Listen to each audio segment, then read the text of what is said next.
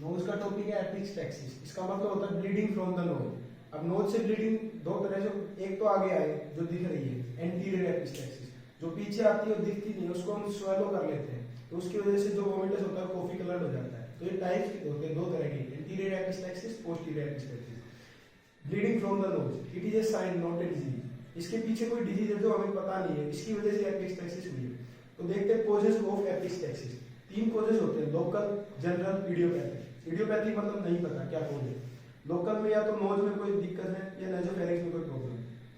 General में हमारे कुछ भी कंडीशन है जो हमारे ऑर्गन्स है, जैसे सीवियस है, ब्लड है, रीनल है, हिपैटिक, इनकी वजह से कोई हमारी बीमारी है उसकी वजह से ये एपिस्टैक्सिस हो रही है। जैसे सीवियस है तो हाइपरटेंशन, ब्लड की कोई भी डिजीज है एथेरोस्क्लेरोसिस, अगर लीवर की डिजीज है तो फैक्टर्स नहीं मिलेंगे, कोएगुलेटिंग फैक्टर्स, तो उसकी वजह से ब्लीडिंग हो जाएगी।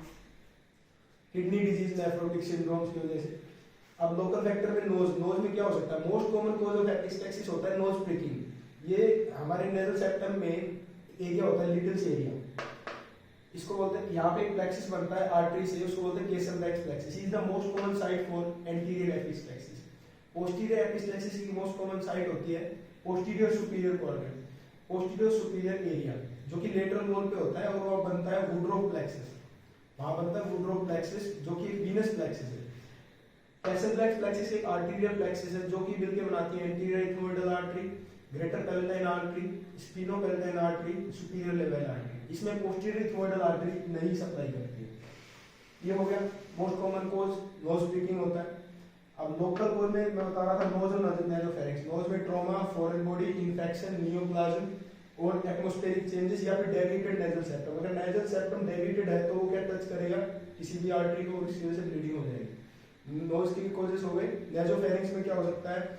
नेजोफेरिंक्स में या तो नेजोफेरिंजियल कार्सिनोमा है या कि नेजोफेरिंक्स में एडिनोइड्स का इन्फ्लेमेशन हो गया है, इसकी वजह से वो किसी भी आर्टरी को वो कर रहे हैं, टच कर रहे हैं तो ब्लीडिंग हो रही है। या फिर जेएनए, जुवेनाइल नेजोफेरिंजियल एंजियोफाइब्रोमा, ये कॉजेस हो गई। अब टाइप्स दो तरह का होता है एपिस्टैक्सिस में, पता है एंटीरियर पोस्टीरियर। एंटीरियर जो होता है मोस्ट कॉमन होता है, पोस्टीरियर इतना कॉमन नहीं है। एंटीरियर में जो ब्लीडिंग होती है माइल्ड होती है, लेकिन पोस्टीरियर में सीवियर ब्लीडिंग होती है और उसमें हॉस्पिटलाइजेशन की जरूरत होती है। एंटीरियर एपिस्टैक्सिस की साइट होती है लिटल्स एरिया, पोस्टीरियर वाले की साइट जो होती है वो होती है posterior superior area. Most common cause trauma है एंटीरियर के लिए, और पोस्टीरियर में स्पॉन्टेनियस कोई कॉज नहीं, या तो उसको हाइपरटेंशन या एथेरोस्क्लेरोसिस की वजह से हो गया है। एंटीरियर एपिस्टैक्सिस यंग लोगों में होती है, पोस्टीरियर होती है ओल्ड में। क्लासिफिकेशन खत्म हो गया, कॉजेस खत्म हो गया, एपिस्टैक्सिस का मतलब उसकी आर्टरी बता दी।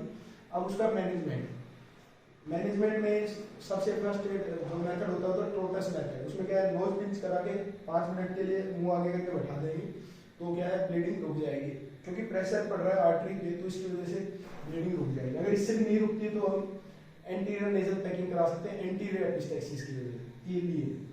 Posterior nasal packing posterior epistaxis के लिए। एंटीरियर नेजल पैकिंग को 24 घंटे के लिए ही करना है। अगर 24 घंटे से ज्यादा के लिए पैक कर रहे हैं तो उसमें एंटीबायोटिक साथ में देनी पड़ती है। क्यों? क्योंकि टॉक्सिक शॉक सिंड्रोम या फिर अदर कॉम्प्लिकेशन से बचने के लिए। अगर इन सभी से ब्लीडिंग नहीं रुक रही है तो फिर हम करेंगे आर्टरी उनको लाइगेट करेंगे, या तो आईएमए इंटरनल मैक्सिलरी आर्टरी को लाइगेट कर दिया या फिर स्पिनोपैलेटाइन आर्टरी को लाइगेट कर दिया। तो ये मेथड होते हैं टेस्पाल, जैसे ट्रांस एंडोस्कोपी, स्पिनोपैलेटाइन आर्टरी लाइगेशन या internal maxillary artery ligation.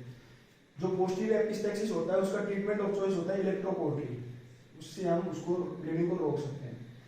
Management करने से पहले हमें कुछ चीजें पता होनी चाहिए जो कि बहुत ही जरूरी है, जैसे कि ब्लीडिंग का ऑनसेट क्या है, ट्रॉमेटिक है या स्पॉन्टेनियस है, कुछ हुआ है तब ब्लीडिंग हुई है, बिना कुछ किए ही ब्लीडिंग हो गई, ऑनसेट किस साइड में है, लेफ्ट साइड से है, राइट साइड से, एंटीरियर है, पोस्टीरियर है, क्या फैमिली में कोई हिस्ट्री है, क्या तुम्हें कोई डिजीज है जैसे सीरियस डिजीज, ब्लड की डिजीज, किडनी, हार्ट, किडनी और या फिर लीवर डिजीज, कोई डिजीज नहीं है, क्या तुमने कोई ड्रग्स लिए हैं जैसे कि एनाल्जेसिक्स या फिर एंटीकोएगुलेंट्स। अगर एंटीकोएगुलेंट्स लेंगे तो ब्लीडिंग के चांस वैसे ही बढ़ जाते हैं। तो ये सब हिस्ट्री लेनी बहुत जरूरी है ट्रीटमेंट के पर्सपेक्टिव देखने के लिए। तो यही था एपिस्टैक्सिस। सर एक वो डायग्राम कोई बताता है इसमें ब्रांचेस क्या क्या हैं, बोलिए किस चीज का डायग्राम? ये नेजल सेप्टम का डायग्राम है। ऊपर से आ रही है anterior ethmoidal artery, posterior ethmoidal artery, जो दोनों ब्रांचेस है आईसीए की।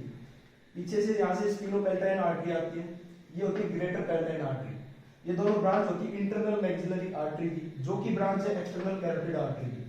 एक होती है सुपीरियर लेवल आर्टरी, जो की ब्रांच है फेशियल आर्टरी की। फेशियल आर्टरी की ब्रांच है पीसीए की। तो नीचे की जितनी भी आर्टरी है वो सारी एक्सटर्नल कैरोटिड आर्टरी से आती है, ऊपर वाली जो आती है वो इंटरनल कैरोटिड आर्टरी से आती है। एक बहुत ही बढ़िया पॉइंट कि कभी भी आईसीए को लाइगेट नहीं करना है। आईसीए को लाइगेट इसलिए नहीं करना है क्योंकि ब्रेन की blood supply ICA main supply, पीछे से भी आती है स्पाइनल आर्टरी, वर्टिब्रल आर्टरी, लेकिन मेन सप्लाई आईसी। अगर आईसी को लाइगेट कर दिया तो स्ट्रोक पड़ जाएगा। तो ब्लीडिंग तो इतनी एपिस्टैक्सिस इतनी डेंजरस नहीं थी, लेकिन स्ट्रोक बहुत डेंजरस हो जाएगा।